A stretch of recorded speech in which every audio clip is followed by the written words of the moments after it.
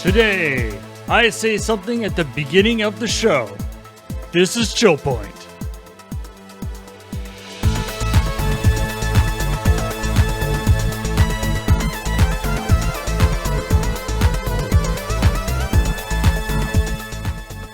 Yes, callbacks. Yeah. I say something at the beginning of the show that I haven't actually told my co-hosts what I'm doing. Mm-hmm. So I'm trying to adjust the lighting here so I'm not weirdly blowing out on one half of the face, but also not too dark. But also not turning on my other light because I don't want it to be too warm. Yep. Summer streaming. It's the time of year where you're like, how many lights do I have to keep on? The sun is basically a light. I mean, really. Yeah. I just can't control it with my Wi-Fi settings or whatever people use to control their lights that are super fancy these days. Yeah, that's true. I got an app for sun brightness control and it did not work at all.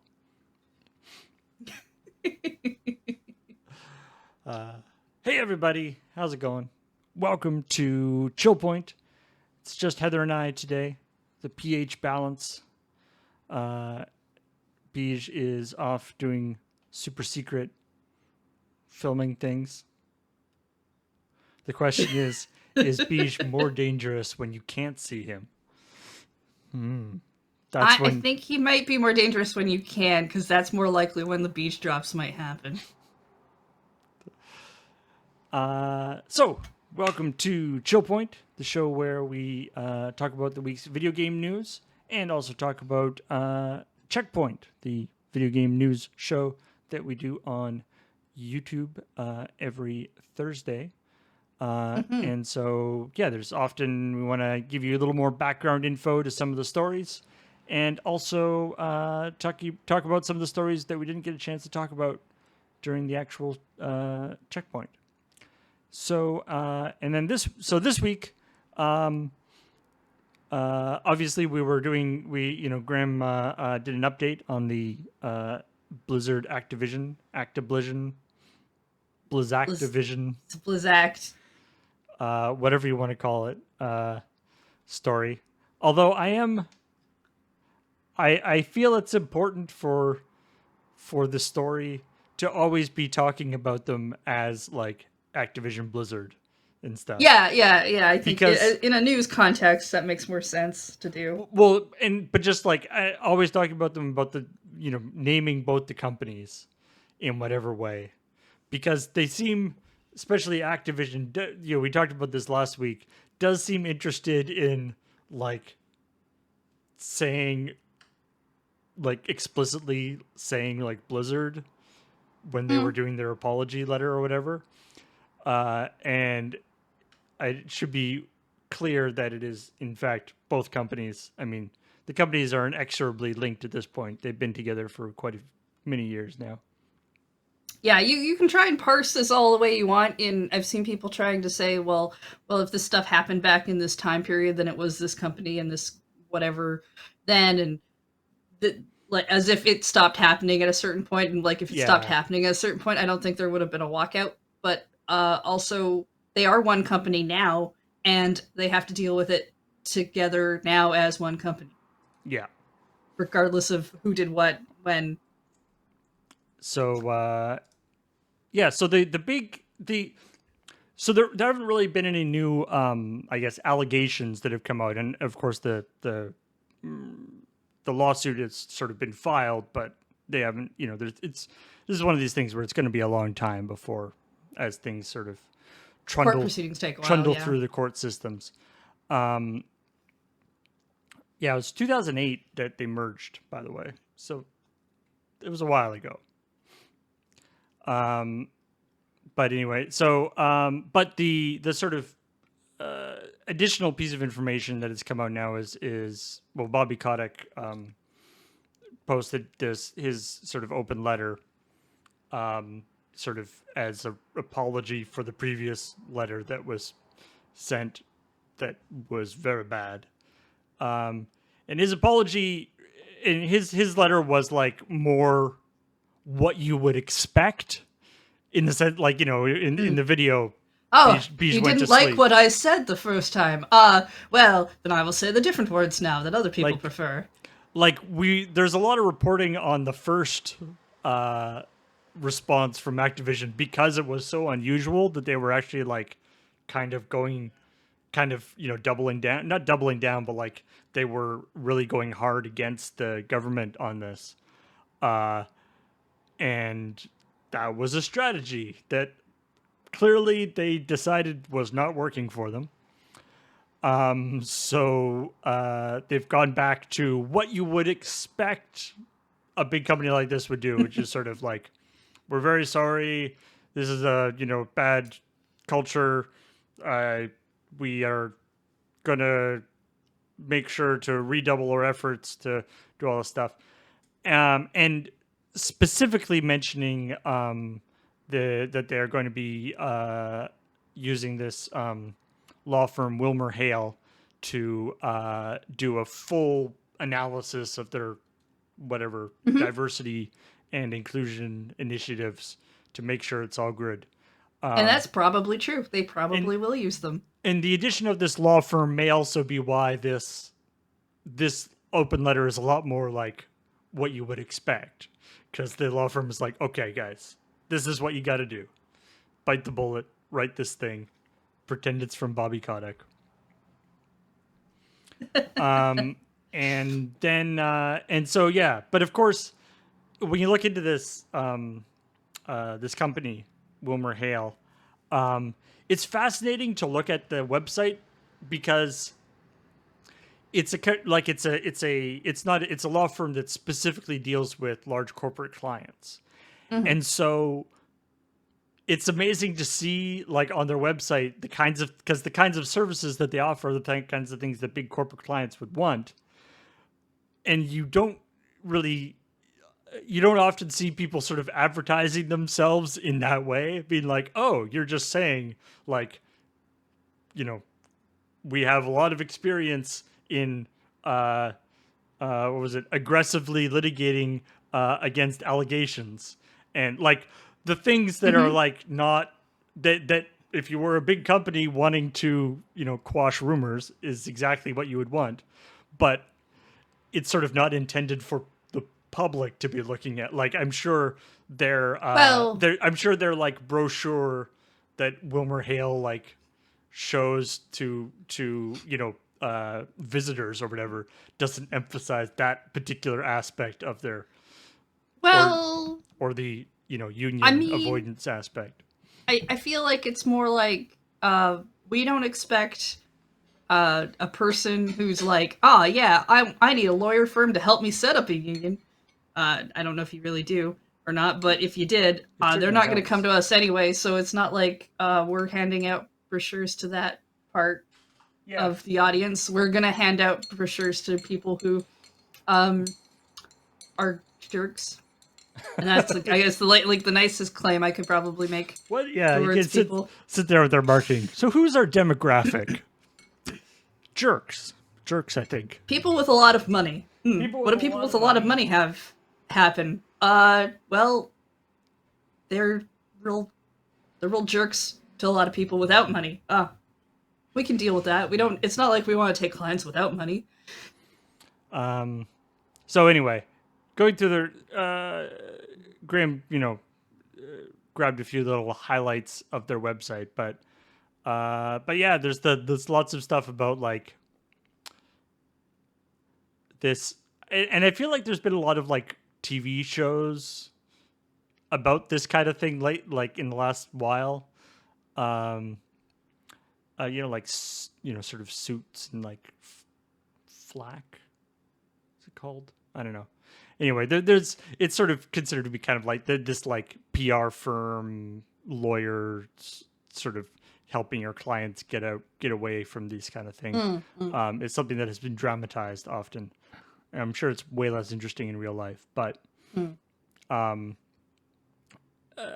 the idea that this is a company that specializes in making these kinds of things go away through all sorts of different methods, both sort of trying to sway public opinion and also crushing people in the legal arena. Yeah. And And specifically, government stuff as well. So and we're talking about this specific law firm, and like it got brought up a bunch of times in the comments section of CheckPoint that Amazon uses them for union busting and things like that, and that's true. And I do want to point out that because I'm seeing some stuff in the chat here that uh, reputation repair isn't inherently a bad thing. For one, right. the way they've categorized it on their website is not a good look. And also, a lawyer on their own is not necessarily a bad person. There are lawyers who do things, but a lawyer isn't necessarily a person who um, is. It's not that Phoenix Wright thing where you're like, ah, yes, most lawyers believe in their clients. They're there to do their jobs, but there are lawyers who do humanitarian acts and other things. So let's not Yeah. get angry at a whole group. Let's just get Oh yeah. angry at this lawyer firm. And I'm sure there's, we're all just cogs in the machine, right? They're doing their thing. And yeah, exactly. Like there's very legitimate reasons why you would hire a lawyer PR firm, right? Like stuff like this does happen. And also, if something like this does happen, you have to have some sort of response for it, right? Like it's not necessarily wrong for them to hire somebody to help them deal with this situation. No, The fact that they hired somebody that has this kind of reputation, on the other hand, is a little bit questionable. But and you being told things like, "Oh, come tell us your problems."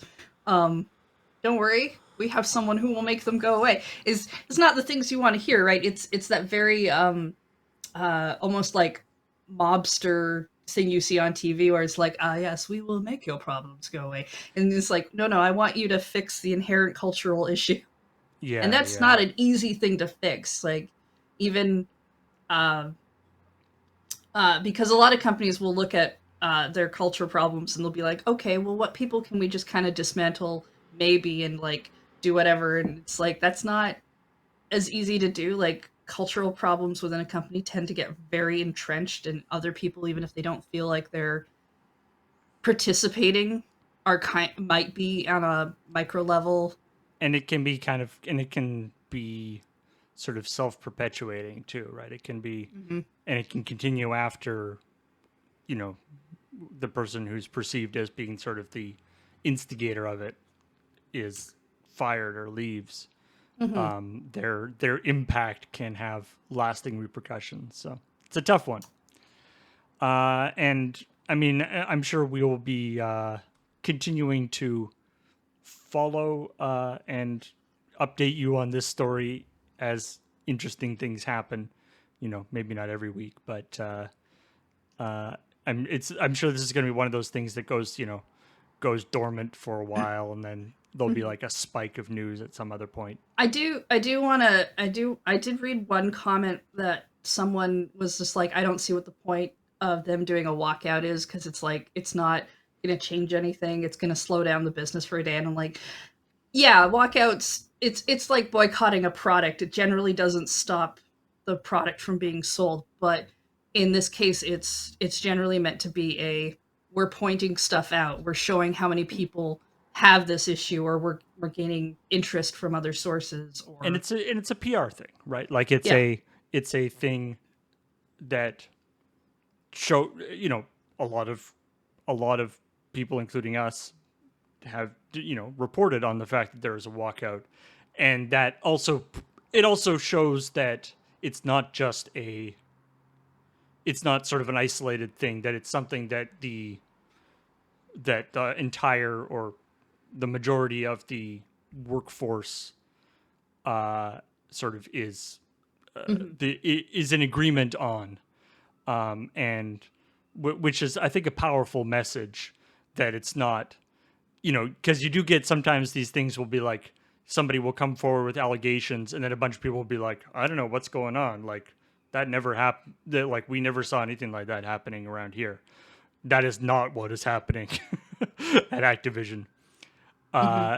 So, and the fact that such a large portion of the company showed their support in this way also has the idea that if there are, other people who maybe previously did not come forward for fear of retribution or whatever, it might give them the impetus that they know that there's support there. So that can Hmm. also be really powerful. Uh, so yeah. Anyway, we'll probably be touching on this as various things If happen, but yeah, it depends on what it's happens really, because it's like yeah, we it's not going to be quick. if it just goes into a court system, we really might not hear anything new about this for a while, unless there's more allegations that pop up or other things, because court system stuff is very slow. The Apple versus Epic stuff was a little bit more public in terms of like their court proceedings, but but now like we but haven't like heard stuff from them for ages, so presumably that's still happening. Maybe I don't even know. it's probably still being debated or something, or maybe it's been a while since their last court There's appointment. I mean, there's actually there's an interesting there's an important, I think, kind of meta point here about CheckPoint as a show, especially when we're dealing with these, when we're goofing around on random video game stuff, it doesn't matter so much. But when we're dealing with these issues that are serious issues, and the reason why we don't deal with them on CheckPoint that often is because they're not funny. But if we can find some way, to express them to you in a way that we think will work. But I saw people in the comments being like, I love being very complimentary about saying like, this is where CheckPoint is where I get all my news, and you're good reporting and all this kind of stuff. And I do want to make it clear that by and large, occasionally we actually have done like reporting, and we'll usually like call it out and pat ourselves on the back when we do it. By and large, that's not what we do, right? We are sort of collecting and sifting through news that other organizations have reported, right? So, mhm. Kotaku, Polygon, various, various other video game and non-video game news sources. That's the bread and butter of what CheckPoint does. So just to be really clear, and I very much appreciate, and we try to make things, give a new spin on things or present things in a different way. And of course, we do whatever we can to make sure that what the stuff that we say is true, as much as possible when it's supposed to be true, when we're not making jokes. But there are times when we get things wrong, either because we got things wrong or because the article that we were referencing got things wrong. So I just wanted to make that clear that we don't intend and probably shouldn't be like your canonical source Your for. only source for news. It's like how you're not supposed to use like Wikipedia as a primary source. You're supposed to use like the citations at the bottom of the Wikipedia article. Those are the primary source. Wikipedia is not the primary source. So we can point you in the direction of things, but if you really want to find out the real, the more in depth story about anything we talk about, then you want to be looking at the various stuff for yourself. Yeah, I mean that goes for like anything you read on the internet. You really should maybe dig a little deeper before just put. And I get it; it's just not enough time to look up everything. You don't have to have the interest to look up everything if you want to. If you're like, I just watch CheckPoint because it's goofy, it's fun, and I don't really want to pay attention to a lot of gaming news. That's cool too. But yeah, Uh, and speaking of silly stories, yes, please. so there's this thing that this isn't actually a story that's like video game related at all, but it was presented to me on a video game. I think this is on like the This was Nintendo Life. on Nintendo Life, and they sort of got framed into a video game story because of how it was presented. There's this new this monument, I guess you would call it, this hill that was built in London, and it's supposed to be it's sort of this combination like public art and then monument and sort of thing where it's like this big hill that you can walk up. Although it the last thing I saw was that it costs $6.50 to go up, or there's like an $8 like fast track stairs that are like shorter or something, or that you hill's can like not just that big. you get to like skip the line, and the person was like, "There's no line, nobody cares." maybe you the thing I was reading about it was that it's like maybe they designed this in the winter, so because there's this whole thing about the view from the top is going to be really nice, and then we posted the picture was part of the thing, and you just kind of see a lot of trees. Like you're supposed to be able to see like the park, but the angle that you're seeing it at in the summer when the trees all have their foliage out is just kind of trees. It's not even like that high. Yeah, it's not that big of a hill. It's not that big of a hill. And it's But isn't it? But the way its polygonal faces look does Yeah. make it look like a Nintendo 64, specifically Mario 64. Yeah, it's also I mean, I guess it would have been a whole lot more work to actually like fill it with dirt, like a proper hill I guess just like the scaffolding around and then like I don't paper mache I don't on top. I'm I don't know not what's I'm on not top. I it's the kind of thing I would expect to see inside a hill in a video game. But I am not a real life hill constructionist, so I do not Apparently, not since of being a child with like sand, but I I've never built anything that large, so I don't really know if maybe you need that kind of support structure. apparently there's a possibility of having like a cafe or a gift shop inside the hill. Wait, in the hill? Yeah, like where the scaffolding and stuff is now. There's room for that. I don't know. I mean, okay, I'd be more interested in checking that out just because that's just kind of weird as opposed to going up a tiny hill that somebody has made. They should because it's Maybe you won't go in because it's a inside small the hill. hill. They should and there's space inside. They should make a scaled down like uh black market data haven inside the fake hill. Like they have When they have those like this like data storage service is like inside this hill in the Swiss when Alps or somewhere protected. don't you generally not want to cover your electronics with a bunch of dirt? Well, it's like inside a cave, I guess. I don't know. Mm. As long as they're not getting like water and stuff on them, it's probably okay. Make a tiny Okay. bat cave.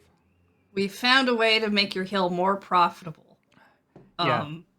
So anyway, Because you don't seem to have. it's I feel like it's one of those, and this happens a lot with public art or public things, that I feel like it's one of those things that started out as a cool idea.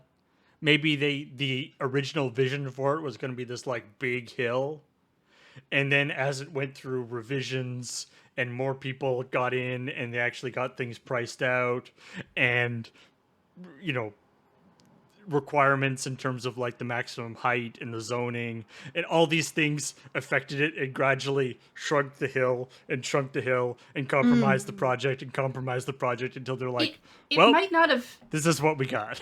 it might not have even started as a hill. It might have been like, okay, we want a tall thing so people can look out and see this viewpoint of whatever, and we want it to look nice. And then maybe you start using words like, well, it'd be nice if it looked natural.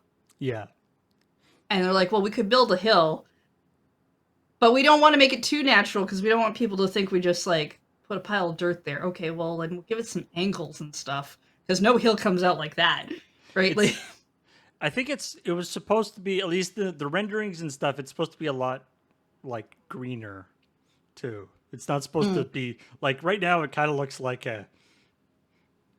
I mean, it looks like a hill, but like not a like kind of scrubland kind of. probably hasn't had a chance to really let all that grow in. Yeah, so maybe that stuff will grow in a while and make it look better. Who knows?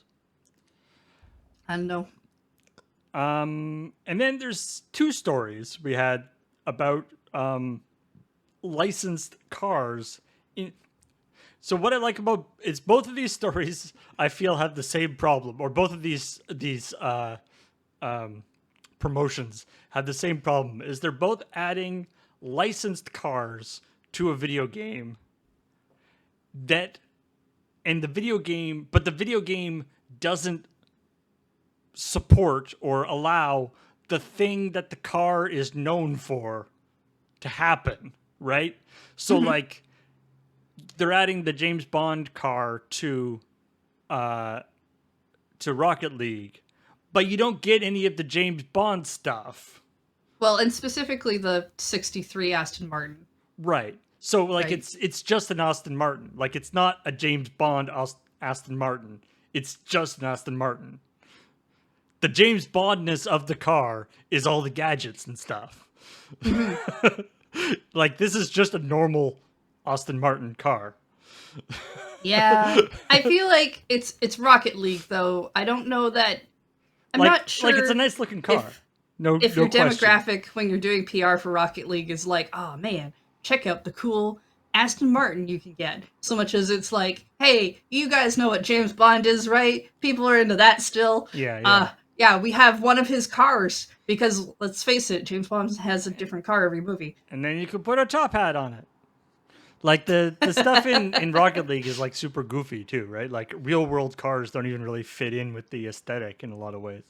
It is a little weird that maybe they wouldn't have had like not necessarily everything that a James Bond car is kind of known for, but maybe like a couple things. And then the other one is the Hot Wheels Unleashed is adding a ton of licensed stuff.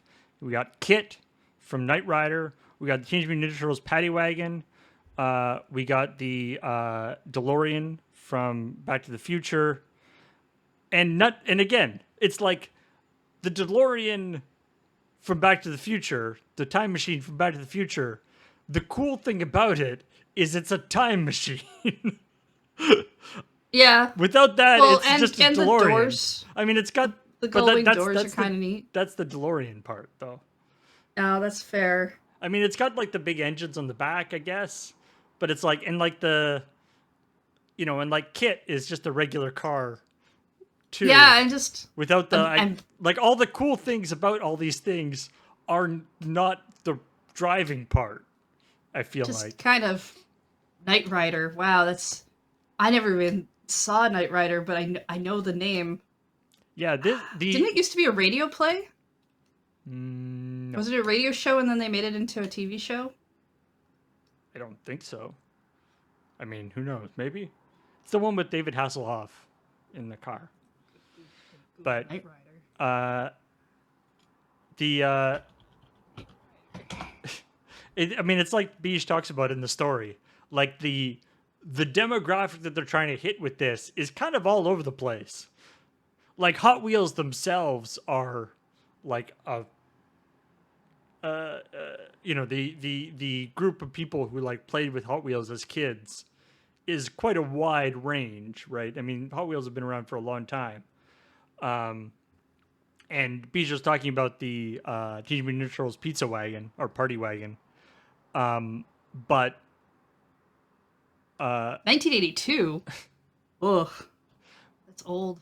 But like Night, which is sort of like this sort of millennial thing. But then like Knight Rider, yeah, is like too early for it to really be on our radar. Yeah, like give me the Green Hornet car. Also, that's even older. I mean, Beej had his whole thing talking about how the One thing I do like is that Beach had the whole thing about like that the party wagon, the Teenage Mutant Ninja Turtles party wagon in the thing is the one from the 1987 TV show.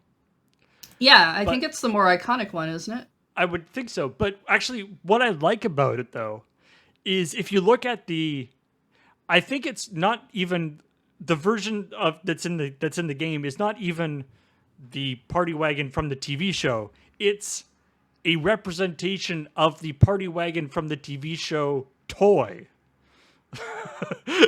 They took it's like it's not supposed to be the party wagon like from the TV show. It's the toy of the party wagon from the TV show made into a Hot Wheels, which I kind of like. Like when I was a kid, my friend had the toy of the party wagon because he was a cool kid. Yeah, I And I remember. want I to go remember over to those play toys. and go over to his house and play with Teenage Mutant Ninja Turtles because the party wagon was sweet. You could like shoot pizzas at people. I like think it had like a blades? disc launcher in it or Yeah. something. Now that I think I never about got it, to play with one. But I remember seeing the commercials. now that I think about it, why would the turtles want to be throwing pizzas at people? Wouldn't they be eating the like? That's not an effective weapon, and they would want to eat the pizzas. I think, well, gotta use what you got. I'm sure Michelangelo is particularly heartbroken about it. Um, yeah. No, sorry, I mentioned the Green Hornet, and yeah, it's a much older series, but I used to watch the reruns of it on TV. And the Green Hornet would actually, I mean, again, the Green Hornet car does have a bunch of gadgets and stuff, but it also is pretty distinctive in the sense that it's got like all the green headlights and highlights on it and stuff. So that would be cool.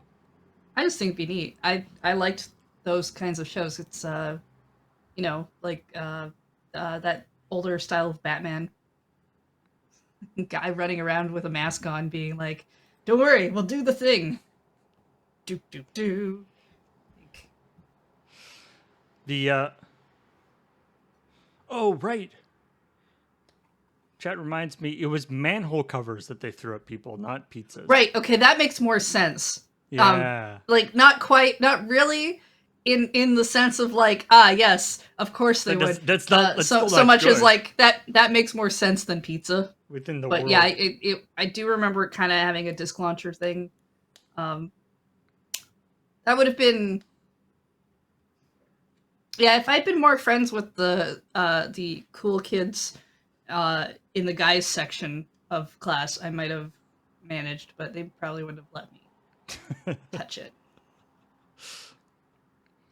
Yeah, Teenage Mutant Ninja Turtles was definitely like a formative cartoon for me, and I had like a couple of toys and stuff too. Oh, I watched it. I just didn't have toys from it because they're when your toys are supplied to you by your parents, and especially probably for both of our age groups, you get the popular gendered toy. You don't, and when you're a tomboy, you always get the girlier things, and you're just like, didn't want that, but fine. And then the last story we have, we talked about just briefly, was this thing with California, and I think one or two other states is implementing new energy efficiency rules that make it so that Dell can't sell some of the Alienware PCs. Now, this is like a 2-sentence story at the end of the thing, and one of those sentences is the joke. So, again, we can't go into we didn't go into a lot of detail. This is obviously a more complicated story than just like it's essentially new energy green energy guidelines came in, and Dell basically declined or decided not to certify a bunch of some of the Alienware PCs, either because they didn't think it was worth it or they, I don't know, forgot or something. So it's true that there are a bunch of Alienware PCs that can no longer be sold in California. They probably could be sold if Dell put the effort into jump through whatever hoops are required to get the certification, but they Mhm. decided not to. So it's Yeah, kind of odd. and it sounds like it's based on how much power they use in like rest modes, I think, Right. specifically. So it's yeah, it's a few states. I'm sure you it's not like if you bought one and then you like walked across the border, it would It's not going to be disintegrate or anything it's like not going to be that. But confiscated or anything. um, yeah, trying to get it to yourself The if off the internet might be harder. as some people in chat said, yeah, Alienware was bought by Dell like 10 years ago or more than that. Alienware was originally its own thing, and then Dell bought it, and everyone was like, "Wait, what?" So, and then Dell maintained the Alienware brand as their like high-end gaming PCs. Alienware, by the way, also makes a ton of like gaming laptops, which presumably are fine because laptops are tend to be much more energy efficient. Mm. Yeah, I've seen most of the anger I've seen about this story has been people being angry at people being misinformed as to the reasons why this is happening. Yeah, So it does make for a I good guess headline. there are people who are angry for the wrong reasons. Maybe somewhere I don't know. It's one of those things where it's like often in my Twitter timeline I will see people complaining about people talking about spoilers, but I never see anyone actually Yeah, spoiling anything, and I'm like, where okay, where well, the I people guess I'm in the right timeline. Like, when the people complaining about the thing vastly outweigh the people who are actually talking about the thing. well, in my circle, right? Like, Yeah, yeah. it doesn't mean that those people don't exist. It just means I don't see them. The so those are the stories we talked about actually during the show. But let's look at some of the stories that didn't make it in, including an update on the Stream Deck. No, Steam Deck. Steam Deck. Damn it. You get there. And what they've said is that uh, they've I don't know if it's like a promise or more of like a wishful thinking thing, but the goal anyway, and what they've said is that the Steam Deck will be able to play uh, all the games in the Steam catalog at 30 frames a second or better. Um, the entire Steam catalog will be available to people on the device. Um, and so obviously the actual like processor and GPU and stuff in this thing is not like ridiculously powerful. So for one thing, 30 frames a second is, you know, fairly low these days. A lot of places, a lot of people don't like 30 frames a second, but Steam or Valve has taken that as like the minimum, which I think is Yeah, reasonable. yeah, As somebody who has often played on a low end PC, for most situations, especially if you're not like doing hardcore multiplayer gaming, which you shouldn't be doing on a Steam Deck anyway, 30 frames a second is fine. But the other aspect of this is that the LCD is 1280 by 800, so it's quite a bit lower resolution than even even a like fairly even a low end PC now will be like 1080p, whereas this is lower than that. This is just slightly above 720. I don't know why it's 800 rather than 720, but it's 720 but slightly wider. So obviously rendering things at a lower resolution means it's a lot easier to do, and they can optimize for that. hmm When they know, a normal graphics card has to operate at all sorts of different resolutions, but if you know that your graphics card or your graphics system will only be operating at one resolution, you can optimize for that too. So there's definitely some optimization stuff they can do there. So I mean, I wonder though, is because it wishful thinking? But who knows? this is on like the portable device itself, and they are like also touting that you can plug it in and like have it set up to a monitor and act like it's a desktop, and uh, Yeah. And we're gonna get a dock later or whatever that's official as opposed to just wires and stuff. Um, so I wonder if that'll change. Like, if 30 frames per second is the floor, is that just on the portable device? Like, if you plug it in, is that a thing that will let you go higher?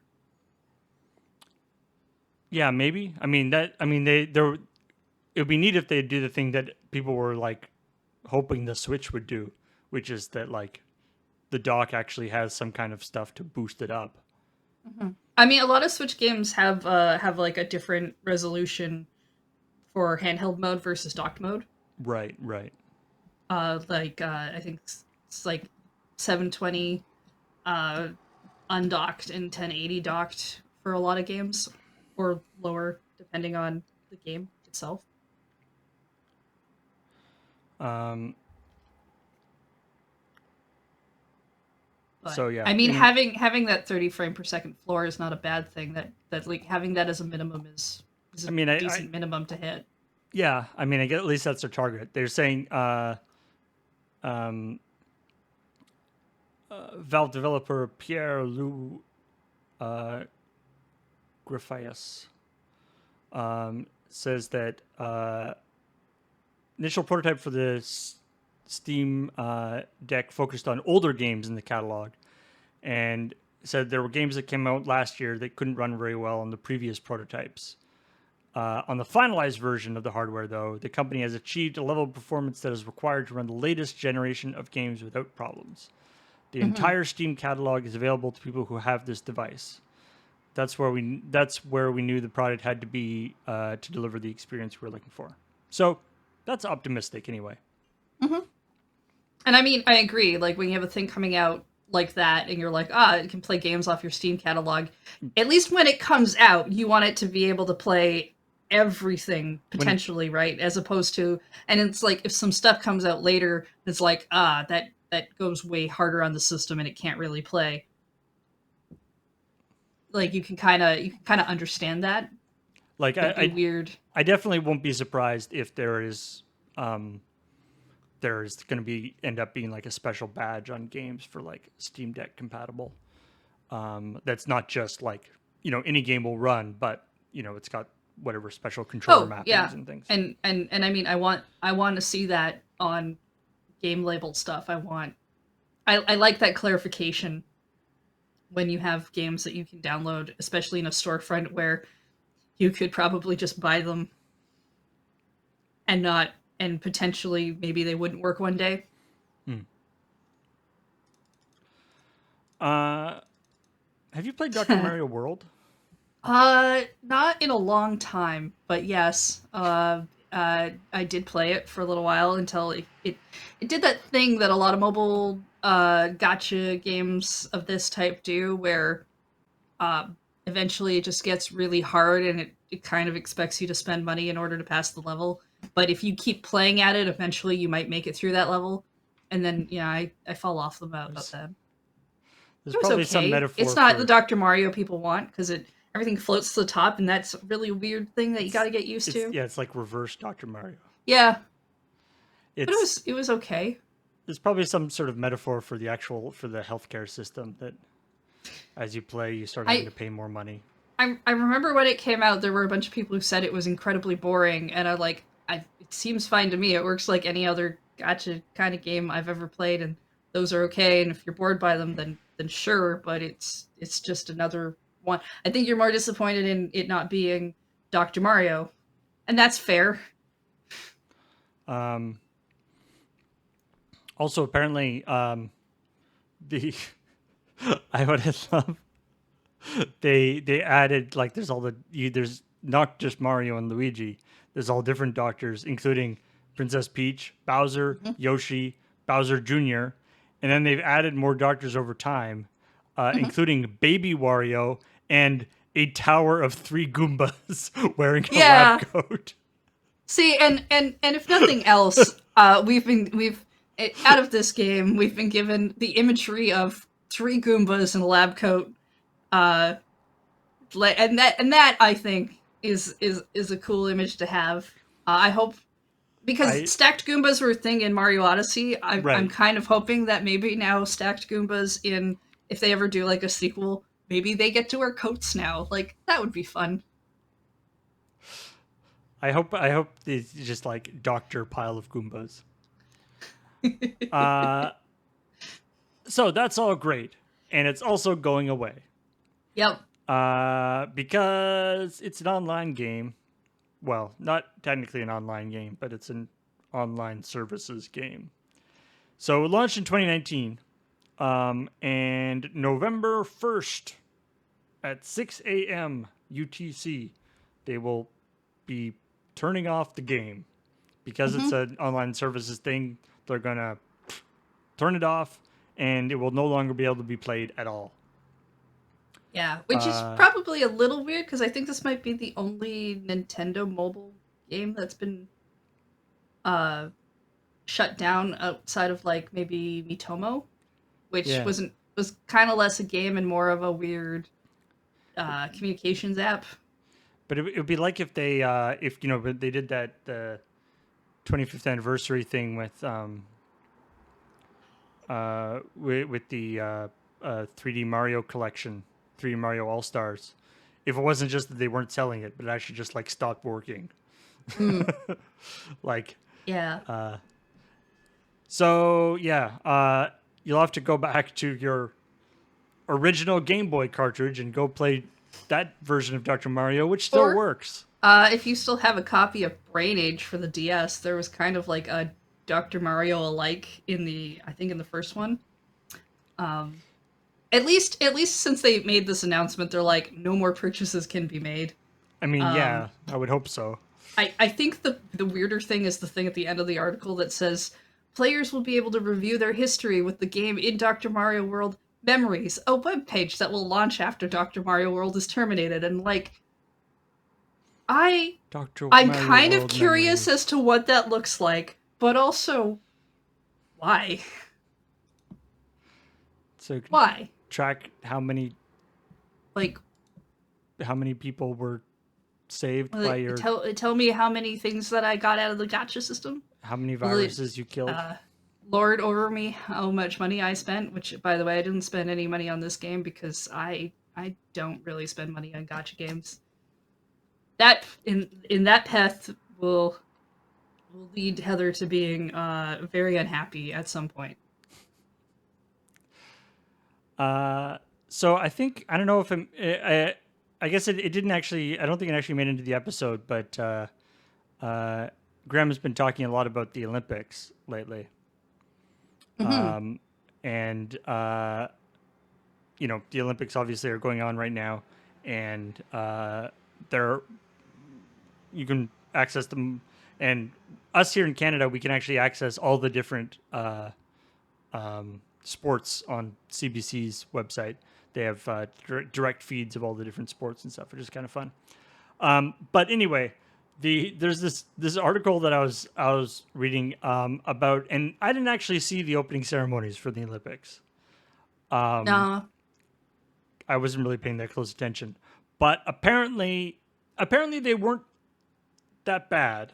Like apparently they were fine, but I'm sure there were many people who were very tired and extremely stressed because it sounds like it was a very large cluster bus uh, in the back end. And the reason why, and I'll get to why this relates to video games, but because so for one thing, the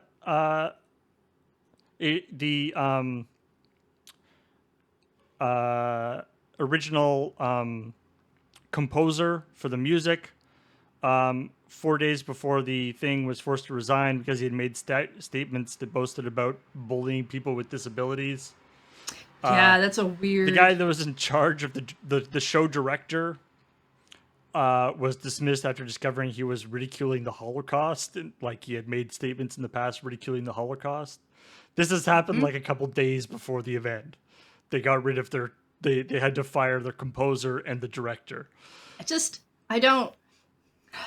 Going around and boasting about bullying people of any I kind, I'm and then it's just I'm curious as to the such a context weird. why he's like, yes, people with disabilities should be bullied more. People are I, too afraid to say it out loud, but it should happen.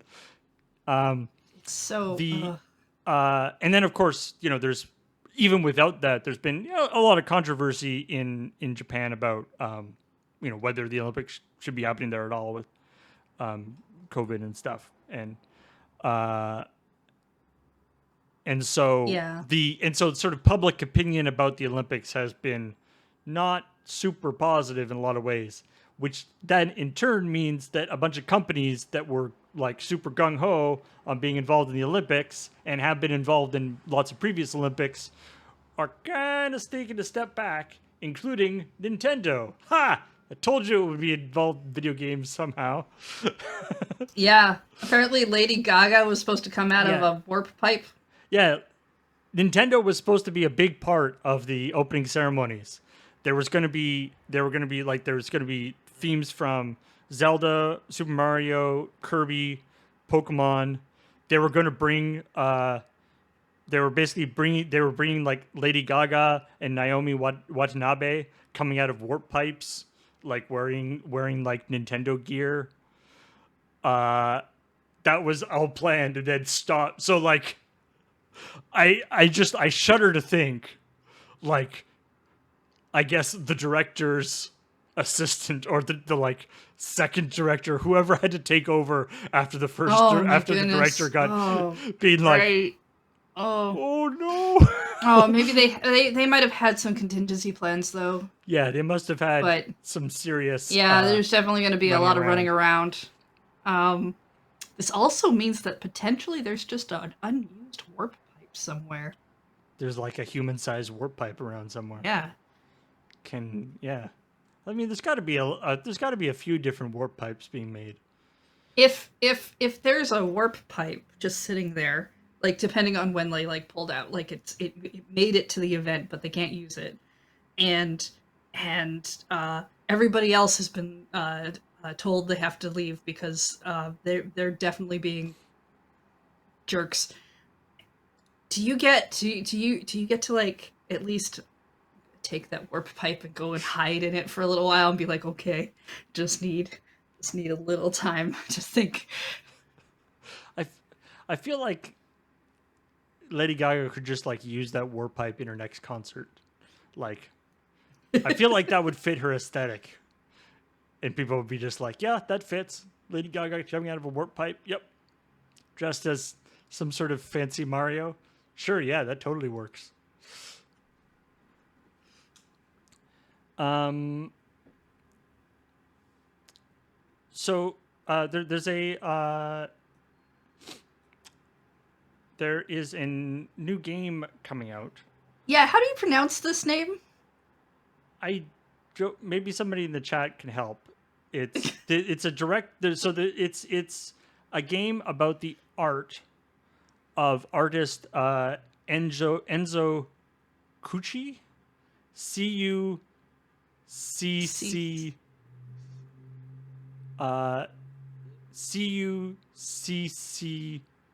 CUCCHI. Yeah, right. Although it's sometimes written with 3 C's in the middle in this article, which might be a typo. I don't know. Well, they didn't do that in the title, so maybe that's yeah, that seems like that's probably a typo. Anyway, Oh, so no, we could put it in the title that way. there's a game called it's just called Kuchi.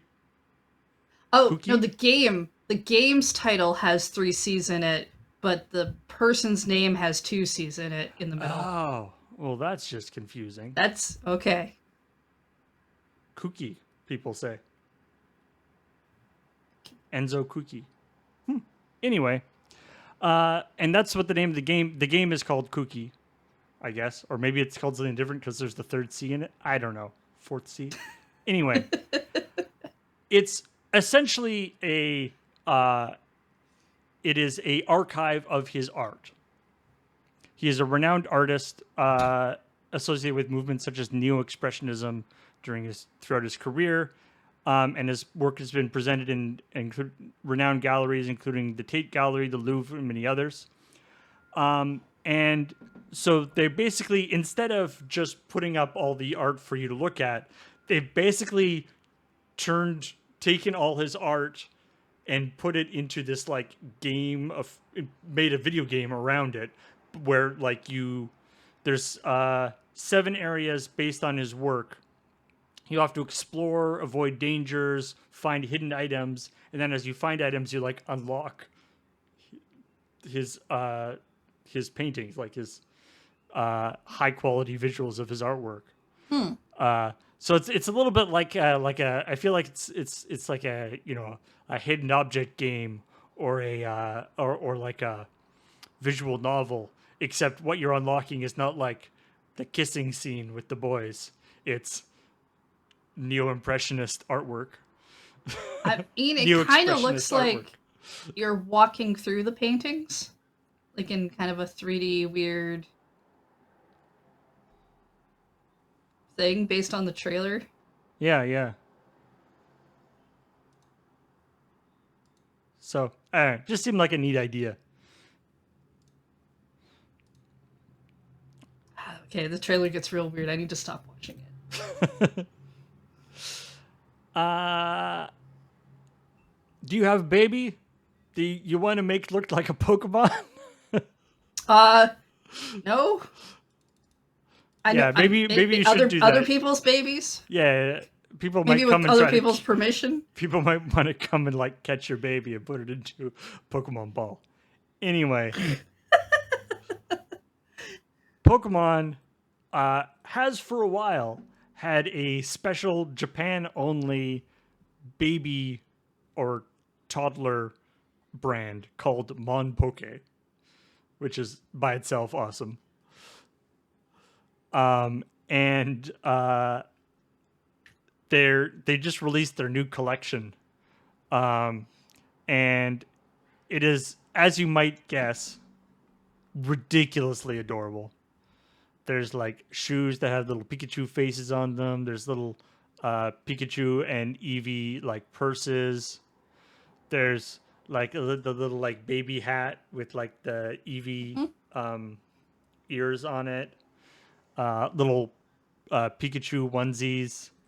Like maternity notebook case with notebooks Eevee. And like it looks like maybe some towels with some Pokemon on it.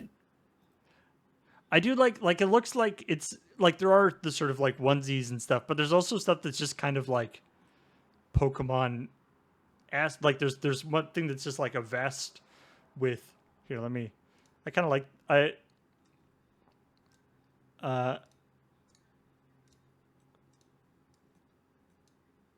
kind of like some of these ones where it's just like it's like a vest that's like a furry vest with like pockets, and they're like little Pokemon like in like as if they're sticking out of the pockets. So it's not like I'm dressed as Pikachu. It's more just like it's just like a super cute outfit. Yeah, and then they got like a couple of plushies and that are of a different style than other stuff that you've seen. What I like about this article was that they were like, oh, we remember when they registered this trademark, and we were like, oh yeah, we're getting a new Pokemon game. We didn't get a new Pokemon game. We didn't even get this. There's a weird. Now I want a new Pokemon game called Monpoke, and it's Pokemon going around trying to catch humans. It sounds like the DLC you would make for a crossover with Monster Hunter. Right, yeah. Which I think they're doing with like Okami or something. Yeah. Seemed pretty cool. They're doing Monster Hunter is doing a crossover with Okami where you basically get like an Aramatsu outfit for your little dog or whatever that hangs out with you. Oh, the Palamute? Yeah. Palamute? Yeah. Because and they had to be really specific, because when they'd be like, they're gonna do a crossover with Okami, people are like, what, you're gonna fight Aramatsu? We don't want to do that. Again, an Orochi could be actually a pretty sweet monster to be in Monster Hunter, like I feel like the you big like could. 7-headed dragon. Yeah, like I feel like there are monsters in other games that if you wanted to do a crossover of like, hey, these monsters actually show up in the game for you to fight and do whatever, you could probably make that. But I think most of the time Monster Hunter does uh, costume type things for like your either your character or the cats or something. What? Yeah. Usually, but don't you usually need like resources or like materials to craft stuff? I'm a little concerned as to what you have to like sew together to make Aramatsu Depends on the outfit. crossover. The crossover might just be go do this quest line type deal or uh, log in, get our DLC or something. But Mm. uh, maybe there's maybe you give somebody else materials they can't get, and they mysteriously have the materials for this thing. They're like, just no questions asked. People can go up and pet Aramatsu. I mean, that's a pretty good crossover ad. It's like, can I pet your dog? Uh, she's the god of the sun. Can can I pet your? Yes, you can. Okay, I'm sorry, just wrong thing. Can just I because pet she's the your sun god? just because she's the sun god doesn't mean she also doesn't like pets. You just got to maintain that asking, right? Amaranth. Like pets with consent. Exactly. And I think that is all the stories Yeah, it looks like we cleared them all out. that we had. Uh, we were talking about, yeah. So, uh, lots of fun stuff going on. Let's look at what is coming up on the stream. Because, wait, there, ha. Coming up tomorrow, wait, no, coming up tonight is Friday Night Paper Fight, where it's going to be Hot Commander Summer. We don't know what that means according to this thing. But do know it is going to be Graham and our special guest, Alias V, or Alias as she's known. Awesome commander player. And I believe both Bens, Bengineering and Ben Wheeler, are going to be joining us for that one. So should be super cool. Lots of fun on the Friday Night Paper Fight. And then on Saturday, it's Loading Ready Live. What's going to happen? We don't know. Squeaking in just on the last day of the month. It's true. Yeah. Go right, because last we had the Gladiator thing last week, so we yeah, definitely in July. No worries. It's for our July. It might not match up for your July, but that's okay. And then on Sunday, it's Rhythm Cafe. Ooh, what you playing? We're going back to Wonder Song. Oh, nice. Finally, we had like I think this will be technically the fourth stream for it, so we're probably around the midway point of that game. Is that because you got to choose the game again? I wanted to do a full playthrough of it, and Ian and I have been trying to do like a 2 weeks off, 2 weeks on thing of who goes into the moon base, and then we had like the Gladiator games, so we didn't do Rhythm Cafe, and then we had like another week where we had to cancel, so it's been just a little set off from what it's supposed to be, but it's fine. We'll get to the other rhythm games eventually.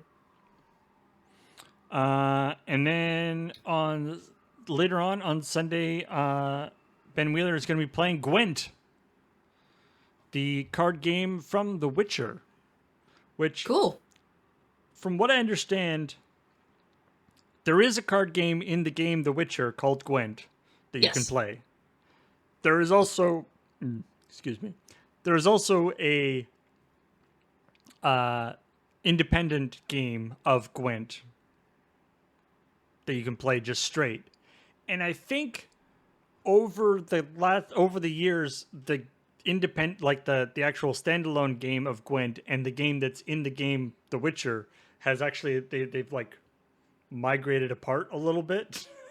I mean, that makes sense. I think the standalone was based off of the one in the game because a lot of people did like the in-game one, as far as I understand. Right. At least the two people who I've ever heard talk about Witcher. And but if Gwent is a card game that they're constantly doing stuff with versus a game that is going to remain stationary inside another game. And it's and I mean I James and I actually played Gwent a little bit when we were doing 18 games and counting, or maybe Games of Chance. Anyway, one of those shows we ended up playing Gwent.